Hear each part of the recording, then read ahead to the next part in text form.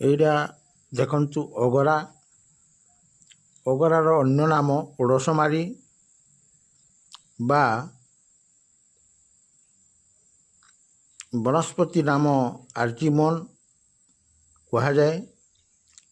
ଏହା ପ୍ରାକୃତିକ ସଂସ୍କୃତରେ ସ୍ୱର୍ଣ୍ଣକ୍ଷିରିଣୀ କୁହାଯାଏ। ଆଜି ଆମେ ଆସନ୍ତୁ ଜାଣିବା ଏହାର ପ୍ରକୃତ ଉପଚାର। ଅଗରା ଚେରକୁ ରାଶି ତେଲରେ ଫୁଟାଇ ଲଗାଇଲେ ରକ୍ତଦୋଷ ହେତୁ ସର୍ବପ୍ରକାର ଚର୍ମରୋଗ ଭଲ ହୋଇଥାଏ। ଏଇଟା ପ୍ରକୃତ ଆୟୁର୍ବେଦିକ ଉପରେ ପରୀକ୍ଷିତ ଅଟେ।